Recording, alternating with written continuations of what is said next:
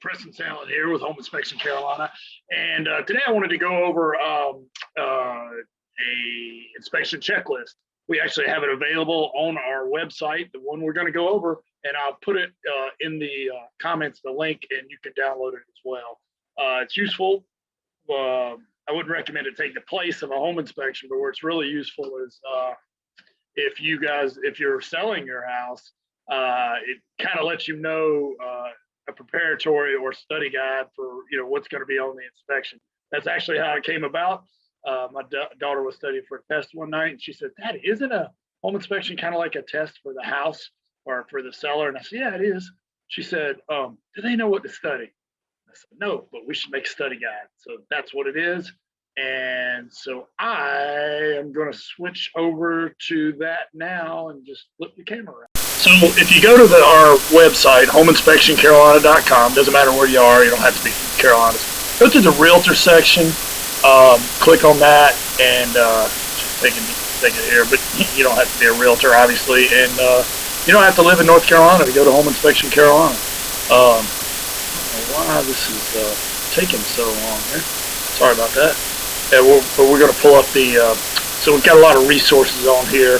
And there's a lot of other useful documents, but the one we're interested in is the seller's inspection checklist. So let's download that, and we'll go right to it. So I think there's 40 items, 41 items. Some of them are self-explanatory, but I'll go through a couple. And again, this is available on our website. So, you're welcome to download it and use it as your own, however it can help you. Home inspection checklist. I'll make it a little bit bigger so we can see it. Okay, number one, make sure that all utilities are turned on. Obviously, that because if the home inspector has to come back, it's going to be an extra fee. We send out emails prior to the inspection, make sure water and gas and all that's on. Access to the electrical panel, crawl space is clear.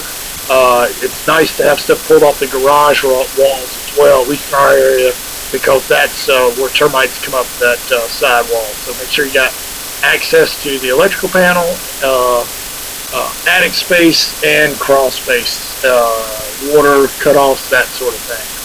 I put a little note in here. More than likely, the buyers will come to the inspection. So that, impressions, good idea to probably have the house clean. Don't leave dishes, sinks, pans in the, I wouldn't leave cars in the garage. Change all air filters before the inspection. Consider having some water or something like that, for the buyers. Obviously, if, a contentious relationship with buyers and sellers is not a good thing. But, if everybody gets along, obviously, seller wants to get the most they can, the buyer wants to buy for the least, but if you agree on a price and everything else is nice, it makes this transaction a lot easier. Offer them some water, stuff like that, or any information to go along with. Make sure that the water drains away from the house on downspouts, splash blocks. Make sure they, sometimes over time with mowing and stuff like that, those can get knocked out of place. Clean out gutters and downspouts. Number 7, check wood trim joists for softness and caulk. Wherever there's open gaps, that sort of thing. Number 8, check all steps for loose brick and wood. Place secure as needed. You can get mortar mix at Lowe's or Home Depot and fix this. Check handrails, if they're loose, fix those. There's a deck, check for weathering, and should have been the wood rot or nail pops, that sort of thing. I don't know where they got cut off.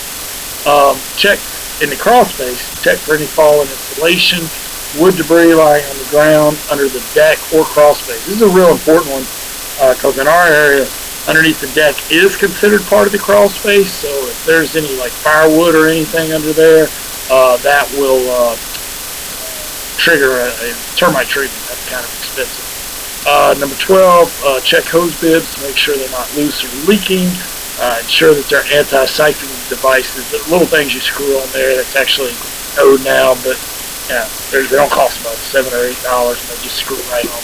keeps things from back siphoning if you're mixing, fungicide or something like that, so it doesn't get in the potable water. Number 14, check the reverse on garage doors.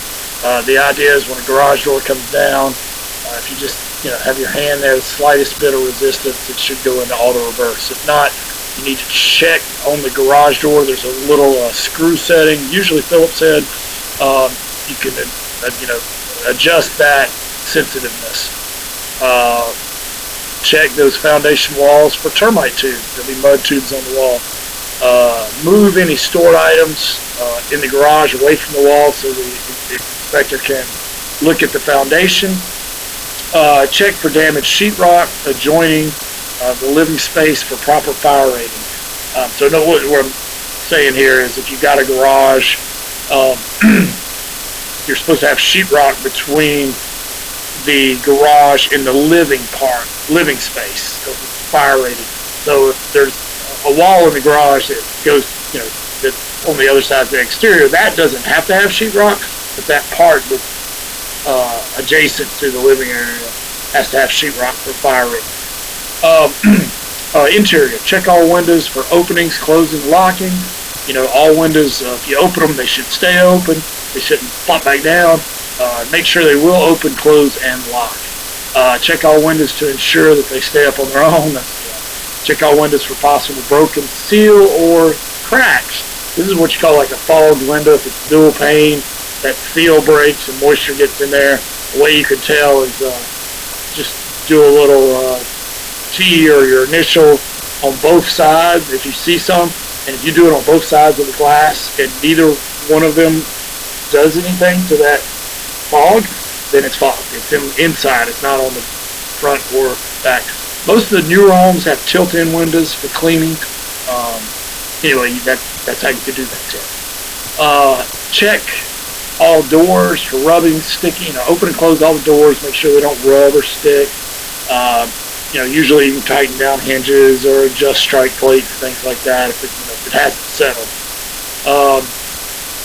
Check walls and doors for holes, especially like where a door opens up to a wall.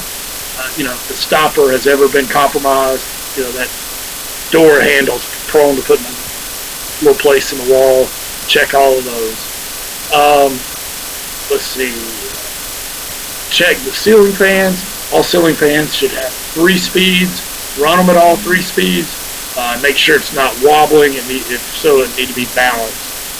Check and replace all burned out light bulbs. Consider getting the carpet cleaned and restretched. Remember, the buyers are coming. Check or fix any holes, nail pops in the wall or ceiling. So what happens is, over time, you've probably seen a nail starting to back out a little bit.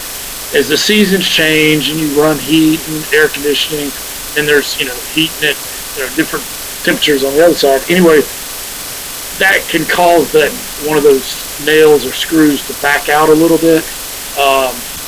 So they need to be knocked back in and re-sanded and all that stuff. Hopefully you don't have a whole lot. It's fairly common to have a few here and there, but if you have a whole lot in one area, you might have something else going on, which isn't good. Let's go to the bathrooms. Fill all the sinks, the basins, the sinks, and the tubs full of water, and then pull the plug, and then look at the drain when it has back pressure on it. See if there's any leaks. Check the disposal and run the dishwasher cycle. Make sure there's no leaks there. Look under your sink. Check cabinets for rubbing to ensure they secure and open properly. Check all the burners and elements. Make sure they work. Check the counter and backsplash for any needed caulking. Check for loose tiles, cracked tiles, missing grout. Check the toilet for loose or the toilet's rocking or anything like that. Check supply lines, toilet shutoffs to ensure they flush. Move this. I'm kind of in the way here. Check supply line, toilet shutoffs, ensure they flush. Check for faucets to ensure hot and cold plumbing installation. hot should always be on the left, cold should always be on the right, because the thinking is that the majority of people are right-handed. But that is actually code. Well, I said, well, what if the person living there is left-handed? I don't make up the codes. Don't shoot the messenger. Hot should be on the left, cold should be on the right. Check off faucets for water pressure. If the pressure is low, try cleaning out the aerators or screens. So what that means is every one of these faucets has a little screen called an aerator, and sediment builds up in those over time, especially if you live on a well, and it can affect the water pressure. Just unscrew those things, turn it upside down, take an old toothbrush or something, scrub it, clean it, and screw it back in, your water pressure will be fine. Check laundry connection for leak, check water heater for leaks and corrosion, check breakers for any tripped or missing breakers, check GFCIs and AFCIs to ensure that they respond. This is ground fault, circuit interrupter, and arc fault, circuit interrupter. So basically it's like a really sensitive, you have them in bathrooms, kitchens, and AFCIs in the bedrooms. There's a reset. Sometimes you'll see one in the kitchen have a button on it, but there'll be like 2 or 3 other outlets that are downstream from that it affects all of them. Basically what you're doing is you can buy these little outlet testers at Lowe's or Home Depot. Just ask them GFCI, and you push a little button and it'll trip it, and then you reset it. Just make sure it'll reset, and that's what the inspector's going to be looking for. So anyway, I hope this has been helpful. A inspection checklist. We call it seller's inspection checklist, but I mean it can just be called inspection checklist. Again, I'll put a link down below where you can download our very list, and I hope it's been helpful. Please like us or consider subscribing to our channel, and check out our website. There's a whole lot of other free resources on there. And thank you for watching, and if you stuck with me this long, thanks a lot. I appreciate it. And have a good day, and check out our other videos. Thanks.